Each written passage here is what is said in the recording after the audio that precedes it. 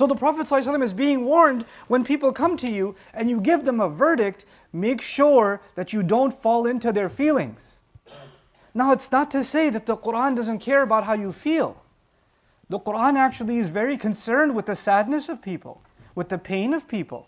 وَيَشْفِي صُدُورَ قَوْمٍ مُؤْمِنِينَ. Allah would even sometimes give revelation and say, I gave this revelation so it would give cleansing and it would give healing to the heart, to the feelings of a believing group of people. Sometimes Allah will give us revelation just to give us comfort. And there are many occasions of that in the Quran and the Sunnah. But the shaitan's job is to actually take everything beautiful and make it ugly. And to take everything ugly and make it beautiful. So the deen of Allah, the laws of Allah actually came to protect us from the harm we can do to ourselves. Just like a child, right? A child has uncontrolled emotions, uncontrolled desires. If a child likes chocolate and they have the feeling that they want to eat chocolate all day, and you say, well, that makes them feel good, just keep giving it to them, you're killing this child. You're causing their dental problems. You're causing them to have stomach aches. You're hurting them because you're following their feelings. Well, in a larger sense, human beings can be childish. Human beings can actually act like their feelings are, all I care about is what I want to do.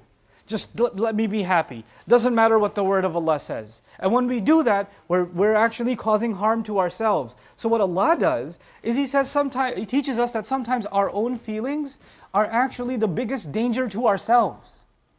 They're the biggest danger to ourselves. He says, وَأَمَّا مَنْ خَافَ مَقَامَ رَبِّهِ وَنَهَى النَّفْسَ عَنِ الْهَوَىٰ. The one who feared standing in front of his master and was able to stop their own self from running into one feeling after the other. Like they stopped their whims from dictating all of their actions. In the world of marketing, I've given you this example before. When I was in business school, in the world of marketing, we studied like grocery stores.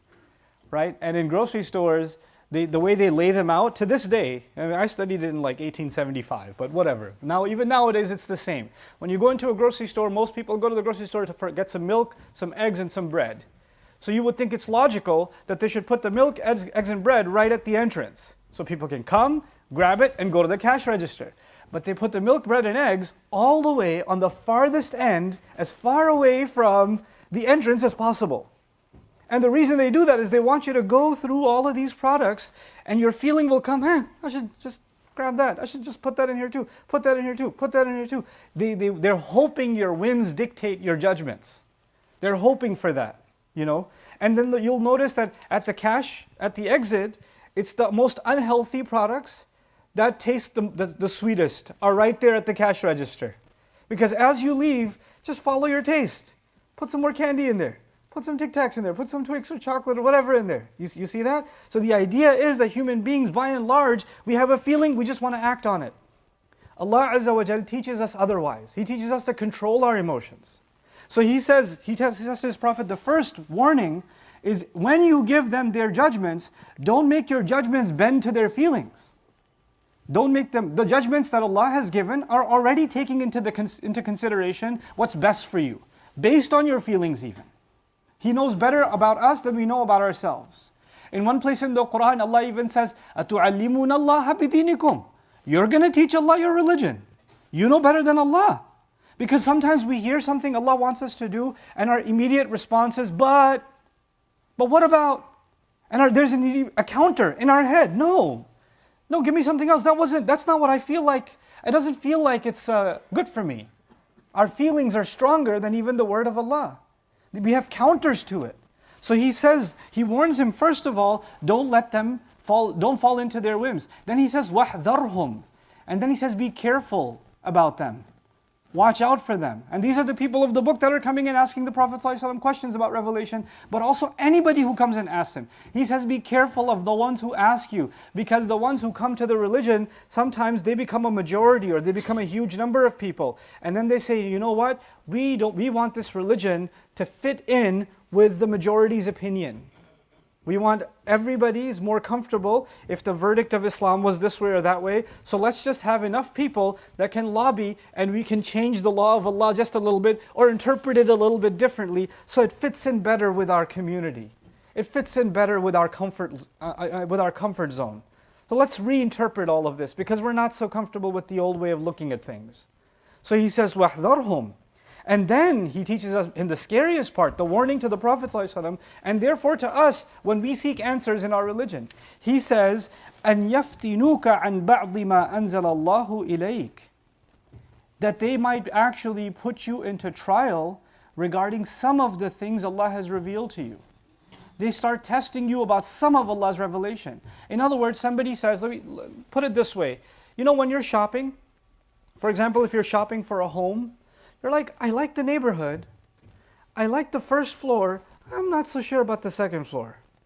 I like all of this, I don't like this. Or when you order food from a restaurant, you like most of what's on the plate, you leave some of the salad behind. You're like, oh, I'm not crazy about the salad. In other words, you pick. You pick. You don't like everything, you like some parts. You take some parts. And we become consumers of the parts we like most. And we bring that attitude like a consumer to the religion and say, I like the prayers. Those are pretty good in Islam. But this whole riba thing, I'm not, it's a little too inconvenient. And this whole these certain prohibitions on our diet, that's a little too much. And this is haram and that's I don't know. And this is mandatory also. And these inheritance laws, if we follow these inheritance laws, then I have to give my brother an equal share as myself, but I don't like my brother. Nobody likes my brother. Let's keep him out of the inheritance.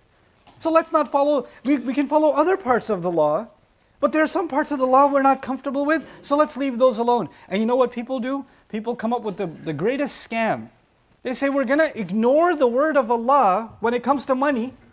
We're going to ignore the word of Allah when it comes to certain halal and haram, but we'll go to Umrah every year. And we'll take pictures at the Kaaba, selfies with the haram behind us, because on Judgment Day we're going to collect those, right? So we'll take a picture at the haram, put ihram on and show people how spiritual you are, because that's really important. That's why we go there, to take pictures. Do that so that you feel good that you at least do something for Islam, while at the same time violating the major teachings of the religion.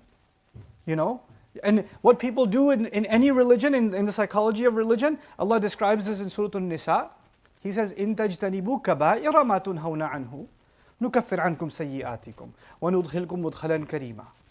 He says, if you can stay away from the major sins, then the smaller ones Allah will overlook. The smaller ones you make istighfar, Allah will overlook. You know what people do? They do the smaller good deeds while they want to hold on to major sins. And they say, well, since I'm doing these smaller good deeds, you tell yourself, then these majors, Allah will overlook that. Because look at what I'm doing. At least I'm memorizing a surah. At least I came to Ramadan. At least I did that. Like you decide and I decide what part of the word of Allah, what we're going to offer Allah is up to us. We decide what the priorities are. That's not how this religion works. That actually starts to redefine our entire relationship with Allah. Allah is the master. We are the slaves. The master tells us what's important and what's not. The master tells us what's the mandatory requirement and what is the extra activity. The master tells us what's absolutely impermissible and what's okay. He decides that. We don't get to negotiate that on our terms. I hope you guys enjoyed that video clip. My team and I have been working tirelessly to try to create as many resources for Muslims to give them first steps in understanding the Quran all the way to the point where they can have a deep, profound understanding of the Quran. We are students of the Quran ourselves, and we want you to be students of the Quran alongside us. Join us for this journey on bayyinatv.com, where thousands of hours of work have already been put in.